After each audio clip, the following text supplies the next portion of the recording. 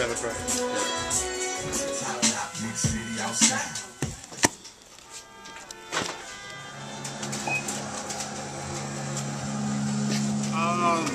Dr. Wax has been in Chicago for 30 years. Came to Chicago in 1980.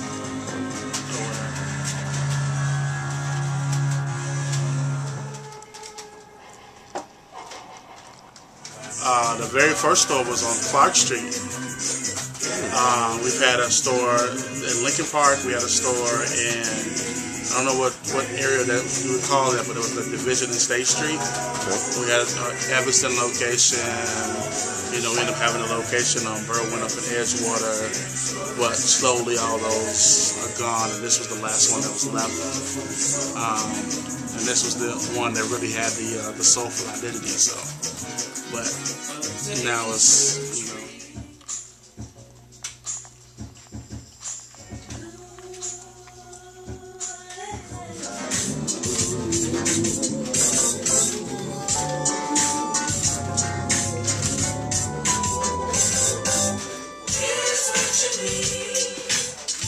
Years, I mean, Roy Ayers, you know, of course, Common was raised in Dr. Wax himself before he was even a Hollywood artist, you know. I remember Biggie coming in before anybody knew who he was. He came in with Craig Mack, signed autographs. Nobody knew who he was. He was just sitting there chilling. Everybody was Craig Mack. And like a week later, it changed. You know, first single came out, and that was that. And I mean, I also think about, I remember this day that Slum Village was in. You know, I was thinking about Batan, you know, when, you know, stuff like that. Mel LaRue, Bernie Mac, you know, being one of our customers until he passed. You know.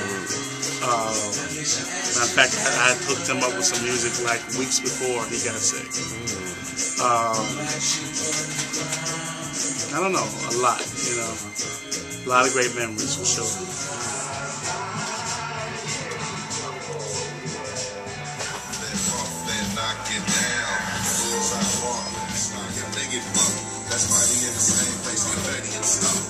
A lot of people feel like, you know, hip-hop culture in Chicago got, you know, like this was the headquarters, and then along came soul, and then soul, and this was the headquarters for all of that. So pretty much it's like, you know, just I don't know, it just kept black indie music alive in Chicago, you know. So closing its doors, tomorrow's the last day, you know. Economy, internet, University of Chicago, buying all the property, you know, shutting down the neighborhood. So it just made it hard to survive with the foot traffic, you know, not as readily with all the business being like Fly and all them places being gone, Dixon Kitchen and stuff like that. So, you know.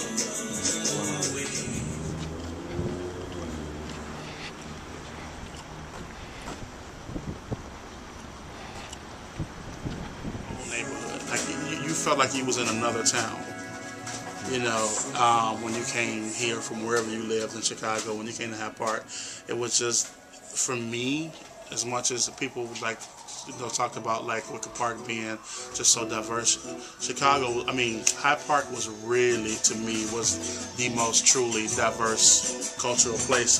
And what I mean by that is that, yes, you do Wicker Park and other places, you do see other races living together. But Hyde Park was the one neighborhood that I saw other races being themselves in the neighborhood. It was fine. Everybody lived around each other. There was no kind of... It was okay for you to be Afrocentric. It was okay for you to be whatever. You know what I mean? Chess playing, they used to go on. You see the young and old. It was the last neighborhood that I saw that elders are respected, the elders will be out and wasn't afraid to be on the street because of the young people or whatever. It was just like this even exchange, you know, and it was really, you know, like I said, that's what made it so cultural. And then slowly, it just started being chipped away. The same thing, man, for the last 10 minutes. Sitting on the stool next to Robin Thicke.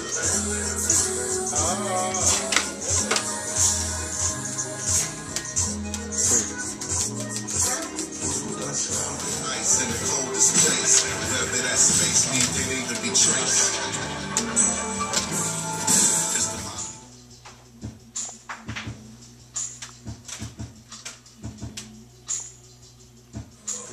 I know, in my opinion too, it's all my opinion, people, but we are choking on nostalgia.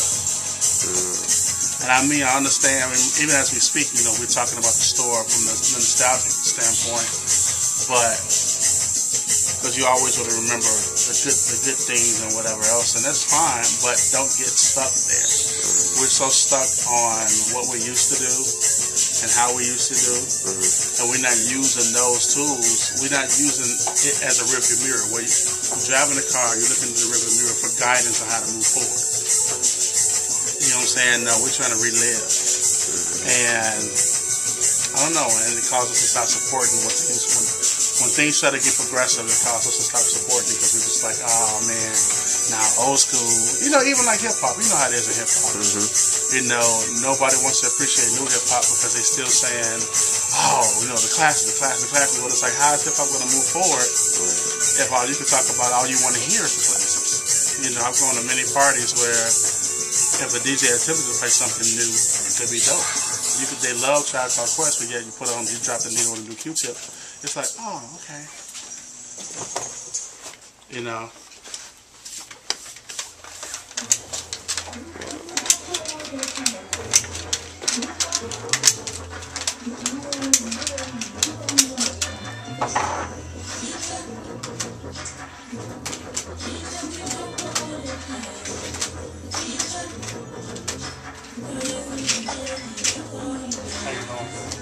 The only thing that's left that you could probably still say that was a staple is like Valois Restaurant and, you know,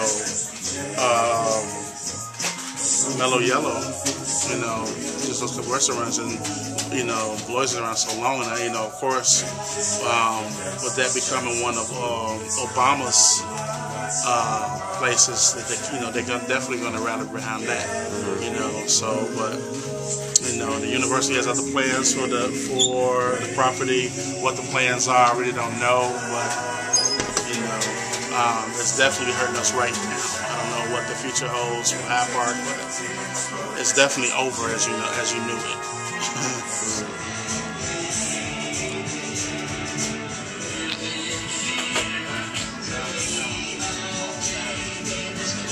One question at hand is, what is Chicago going to do next? I don't know. Chicago going to have to know what it means. Like, in my opinion, music. Like, Chicago is, and I hate to say that like I'm saying the city as a whole, but a lot of people here just really start treating music as if it was just a luxury, a backdrop for to set up, to just kind of, you know, it is not. It's necessity. I need to buy music just like I need to buy toilet paper. You know what I mean? Because you're feeding yourself. You know, they're gonna have to really know what it means to support creativity. You know what I mean? So.